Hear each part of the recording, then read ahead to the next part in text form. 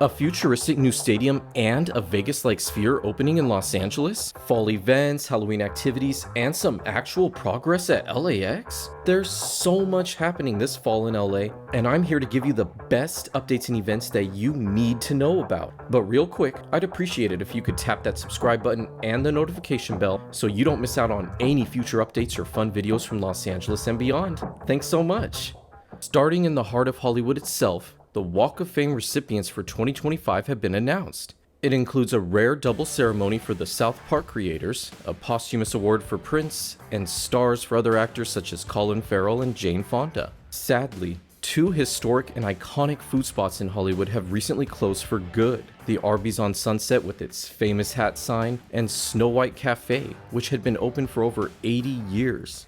In better news, however, Win-Dow opened a new location right in the heart of Hollywood and next to the Chinese theater. I absolutely love the smash burgers here, and they're also one of my favorite dupes for In-N-Out cheeseburgers. A single smash burger starts at only $4, and they're both incredibly delicious and unique in their own way. The closed Arby's on Sunset has also led to a new opening, this time being another location of Prince Street Pizza. A popular transplant from New York City, I personally find them to be extremely overrated, but let me know your thoughts in the comments below. I'd love to hear them. Downtown LA also has several new spots, starting with the former Ace Hotel, which, as I mentioned in my 2024 updates video, closed at the beginning of the year, has now reopened as Style Hotel by Casa. It retains much of the Ace Hotel's amenities and promises to offer a modern, efficient approach to hotel management. Also, the iconic Clifton's in downtown LA has begun preview nights for visiting their Pacific Seas bar on the top level. Clifton's closed a year ago following a water leak, has been teasing a reopening all summer, and is now on track to finally fully reopen sometime in the fall. A hot new bar has entered the downtown area, this one being a Taco Bell cantina. While LA already has one in Hollywood, this cantina is the first from the Diversified Restaurant Group, one of the largest Taco Bell franchisors and the owner of some of their most famous locations, including the Taco Bell Cantina in Las Vegas. As a cantina location, it has alcoholic versions of the Baja Blast and other Taco Bell beverages. Alcohol will be served until 2 a.m. and food until 3 a.m., making it the ideal new spot for any late night cravings. The ever-popular Sonora Town Tacos is also opening a cantina of their own at their Mid-Wilshire location, which means micheladas and sangrias for you to pair with their yummy Mexican bites. One of the most exciting new restaurant locations in LA, to me at least, is the recently opened Bridgetown Roadie in East Hollywood. A pop-up during the pandemic, its new permanent location will be serving up Caribbean cuisine from Chef Rashida Holmes that looks mouth-wateringly delicious in photos, and I can't wait to try it out. Caribbean food as a cuisine is one I feel has been underserved in what's an overall very diverse food scene around Los Angeles, so I find this to be great news. Cuckoo will be returning. This former mainstay in LA had closed down its remaining locations about a decade ago, but will now be reopening sometime in late 2025, with a preview of its food occurring at Chainfest LA in October. More on that festival later. Now looking into some major news and updates around LA, and in good news for the tourism industry, hotel occupancy rates in LA County are currently over 70% for 2024, making it higher than the national average. Meanwhile, Metro continues its rollout of the Tap to Exit program, which seeks to improve fare compliance and safety on the system by requiring passengers to tap their fare cards while exiting at all 10 end-of-line stations, starting with downtown Santa Monica Station on September 3rd. The program launched back in May at the North Hollywood station and led to a reduction in reported crime there by 40%. Additionally, 86% of riders that were surveyed stated they felt safer riding Metro with the program. The Institute of Contemporary Art is planning to purchase the building in which they occupy and improve it with a cafe, outdoor spaces, and studios for new artists in residence program. In exciting developments for the 2028 Olympics that are happening right here in Los Angeles, new venue locations for the various sports were announced this summer while the 2024 Olympics in Paris were going on.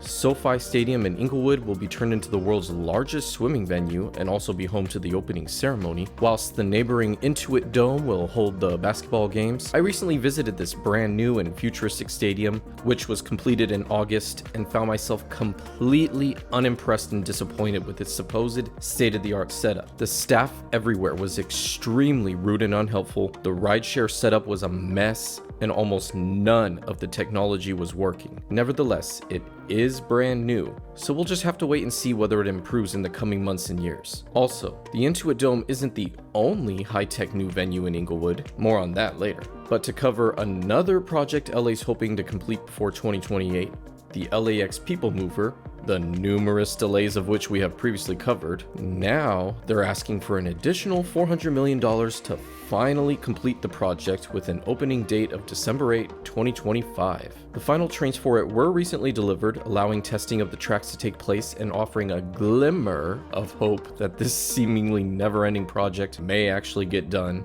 I guess we'll see if this opening date can actually be kept, or if it'll end up being pushed back again, and I'll be sure to bring any updates to you. We've unfortunately got more project delays to cover, this time in West Hollywood, where locals have begun nicknaming the stalled project the WeHo Lake, more officially known as the Melrose Triangle Mixed-Use Development Project. It's supposed to feature 80 residential units, a 2-level cafe, and retail shops, but has become inundated with water over recent months as development remains as stagnant as the water sitting in its pit. This project has been under development for years. Yes, like double digits type of years. The city of West Hollywood has issued a notice of violation to the developers, although it's unclear exactly when any improvement of this situation will actually occur. In a bit more upbeat news, the new Michelin 2024 awards for LA restaurants have been announced. The popular Mexican seafood spot Whole Box received its first Michelin star, as did Meteor on Melrose and the Japanese restaurant Uka.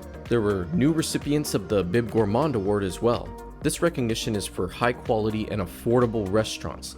I visited a few of my favorite Bib Gourmand spots in a video earlier this year. New honorees include Little Fish and Quarter Sheets in Echo Park. Now looking into notable events and activities to keep in your calendar for the fall in LA. LA Beer Fest is having an Oktoberfest edition on October 12th with over 70 local and craft breweries, food trucks, and a Bavarian beer village. Admission starts at $50 for unlimited samples. Rooftop Cinema Club screenings also continue into the fall, with many Halloween-themed showings in October such as Hocus Pocus, Scream, The Shining, and more. Located in downtown LA, it's one of my favorite outdoor film screening venues, and I highly recommend. The annual LA Times Food Bowl is coming back this fall from September 20 to 22nd at the Paramount Studios lot in Hollywood. It will feature unlimited food and drink from some of the top chefs and restaurants in the Los Angeles area. Another food festival is happening October 5th in downtown LA. Chain Fest LA is the largest food festival for chain restaurants in the US, with places like Panda Express often revealing new menu items here.